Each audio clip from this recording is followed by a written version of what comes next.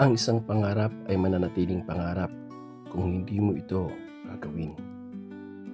At anumang paglalakbay ay nagsisimula sa unang hakbang. Kaya tara, samahan niyo ako sa bayan ng Mayhay. Ang Mayhay ay matatagpuan sa ika-4 na distrito ng Laguna, ang pinakahuling bayan. Ang bayan na matatagpuan sa hangganan ng Laguna at ng lalawigan ng Quezon. Sa bungad pala ng bayan ay makikita mo na ang grotto. Ito na yung grotto na sinasabi ko. Matatagpuan mo to pagpasok mo ng mismong bayan ng Mayhay. Makikita mo na itong grotto na to. Meron tong tulay na ginawa pa sa panahon ng Kastila. Pero pag dito ng panahon na dahil sa mga paglumaan, sira ito.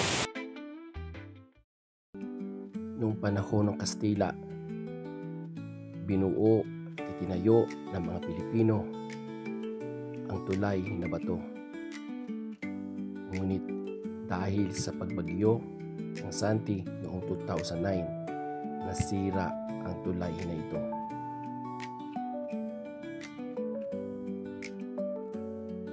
Kung malinis na sapa o ilog ang inyong hinahanap, yak matatagpuan niyo ito sa Mayhay.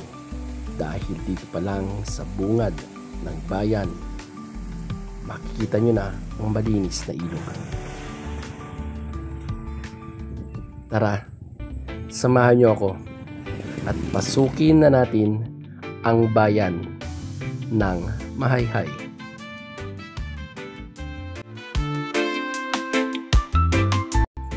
Nandito ako ngayon sa Mayhay, sa aking bayang Sinilangan. Ito yung simbahan ng Mayhay. At narito kami ngayon para mag-practice ng pagpapalipad ng drone. Kasama ko ngayong araw nito ang aking pamangkin na si Robert. Siya ang may-ari ng drone na ating papaliparin. Gagawin natin ito upang ipakita natin sa inyo kung gaano kaganda ang bayang aking sinilangan, ang bayan ng Mayhay. Ang bayan ng Mayhay ay nasa paanan na bundok ng Banahaw, o kaya kahit tag-init ay medyo malamig ang klima rito. Mayaman sa kasaysayan ang bayan ng Mayhay at masasabi kong maging ang lahi ko ay bahagi ng kasaysayang ito. Noong panahon ng Kastila, naging inkumyenda ang Mayhay noong ika-14 ng Nobyembre taong 1571. At ang unang punong bayan na naupo ay si Gaspar Osorio. Ang aking ina ay nagmula sa lahi ng mga Osorio. Siya si Norma Osorio Bunsol dahil ang kanyang ina ay isang Osorio. Noong kami nakatira pa sa bayan ng Mayhay, marami kaming antigong bahay na natirhan at isa rito ay ang bahay na ito dito sa Blooming Treat. Ito ay pag-aari ni Don Faustino de Vera. Naging mayor ng panahon ng Amerikano. Sayang nga lang at nasira na ang bahay nito.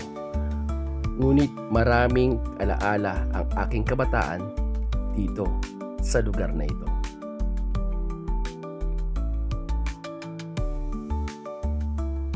Napakahalaga na binabalikan natin ang mga lugar kung saan tayo nagmula dahil bahagi tayo ng kasaysayan nito. Ako si Rio, isinilang sa bayan ng Mayhay.